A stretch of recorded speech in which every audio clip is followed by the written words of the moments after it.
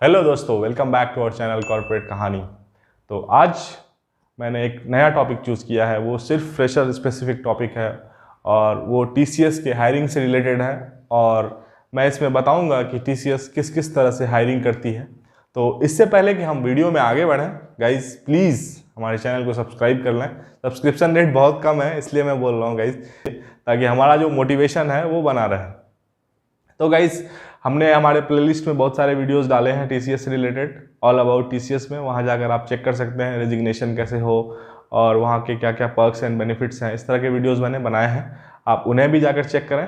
तो गाइज़ अब आगे बढ़ते हैं और देखते हैं कि टीसीएस का जो फ्रेशर्स का वो हायरिंग है वो कैसे कैसे होता है। सबसे पहले गाइज़ इस जो टीसीएस की हायरिंग है उसको आजकल 3 पार्ट्स में डिवाइड कर दिया गया है। सबसे पहला पार्ट है guys TCS NQT. TCS NQT में गाइस 2 चीज़ें आती हैं। एक आती हैं, अगर आप टीसीएस एनक्यूटी क्वालिफाई कर जाते हैं तो आप टीसीएस निंजा प्रोफाइल के लिए सेलेक्ट हो जाते हैं। अगर आप टॉप 20% में आ जाते हैं, लाइक आपका रैंक टॉप 20% में आ जाता है, तो आपको टीसीएस डिजिटल प्रोफाइल दिया जाता है। आगे आपको बताएंगे कि इसमें क्या क्या तरीके हैं और कैसे दिया जाता है ये प्रोफाइल और क्या क्या आपको पढ़ना चाहिए। तो फिर हम अब बात करते हैं दूसरे टाइप की हायरिंग की, ये होता है टीसीएस स्मार्ट हायरिंग। तो टीसीएस स्मार्ट हायरिंग में जनरली ऑफ कैंपस इंटरव्यू होता है, जिसमें कि एक रिटन राउंड होता है जिसको कॉग्निटिव टेस्ट बोला जाता है, और उस कॉग्निटिव टेस्ट को क्वालिफाई करने के बाद आपका एमआर और एचआर होता है और आपका सिलेक्शन हो जाता है। तो ये 2 तरीके हैं।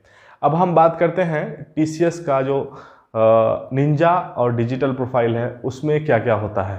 सबसे पहले गाइज जो टीसीएस का एनक्यूटी होता है वो एप्टीट्यूड, रीजनिंग, इंग्लिश इन सब पर बेस्ड होता है, और वो अच्छे लेवल का रीजनिंग और इंग्लिश और लाइक मैथ्स होता है, जो भी होता है वो बहुत अच्छे लेवल का होता है। तो इसके लिए गाइज आपको एप्टीट्यूड और रीजनिंग को काफ़ी डीप में अच्छे से पढ़ना पड़ेगा अगर आप इस प्रोफाइल के लिए जाना चाहते हैं तो।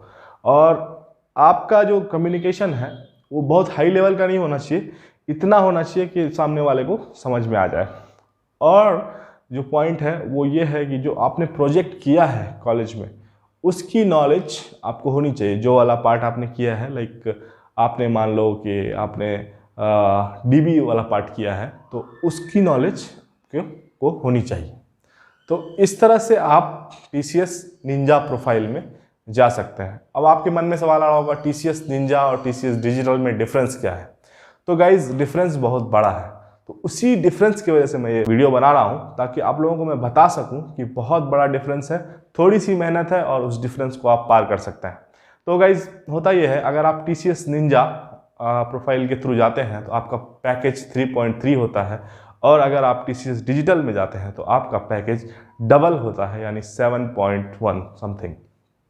तो ये जो डिफरेंस है, निंजा वाले अगर डिजिटल बनना चाहते हैं तो उनको 4 साल लगेंगे ज्वाइनिंग के बाद, अगर वो टीसीएस में ही रह गए तो आप समझ सकते हैं कि 4 साल का जो एक्सपीरियंस है उसका आपको सिर्फ एक टेस्ट में अच्छा नंबर लाने से फ़ायदा हो सकता है। यानी आप एक टेस्ट में अच्छा कर जाएं तो वो 4 साल का डिफरेंस जो है आप उसको ख़त्म कर सकते हैं।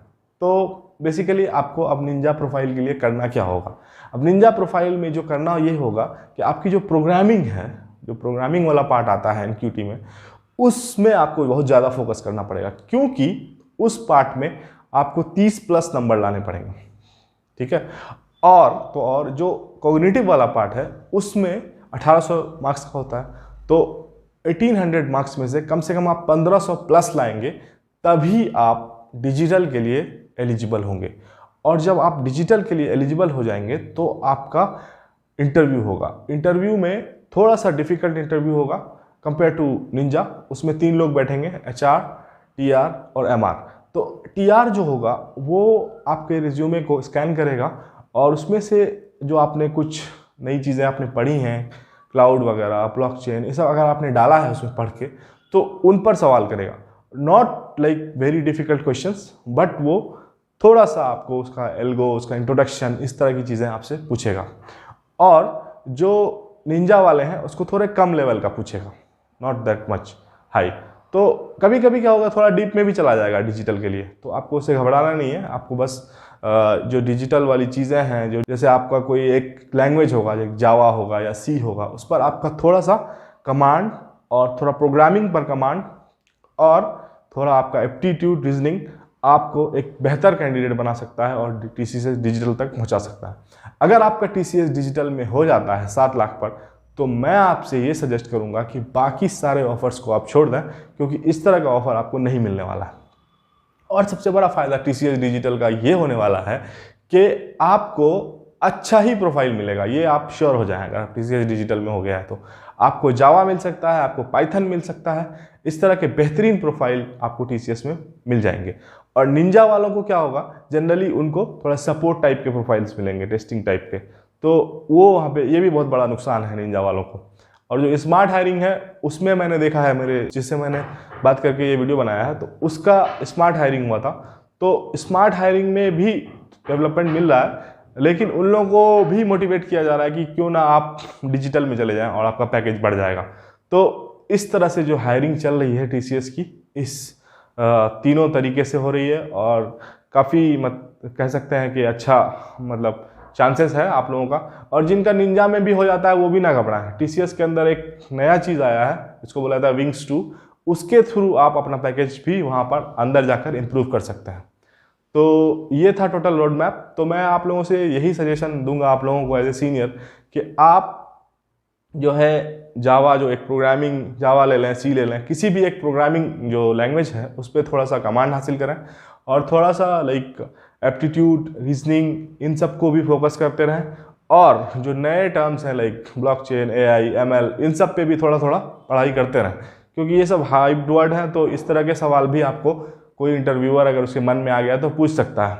और जो प्रोजेक्ट में जो आप अपने पार्ट किया है उसमें थोड़ा कमांड रखें, ताकि आपको इंटरव्यूअर को बताने में कोई दिक्कत ना हो। तो ये थी ओवरऑल फ्रेशर्स की हायरिंग टीसीएस में। तो आप इस वीडियो को देखकर फ़ायदा उठा सकते हैं। अगर कोई डाउट हो तो हमें कमेंट बॉक्स में पूछ सकते हैं। हमारे इंस्टा हैंडल को फॉलो करें, वहाँ पर भी आप जाकर पूछ सकते हैं। मैं वहाँ पर थोड़ा जल्दी में रिप्लाई देता हूँ, तो वो बेटर होगा। और हमें इसी तरह से सपोर्ट करते रहें। Thanks for watching, bye bye.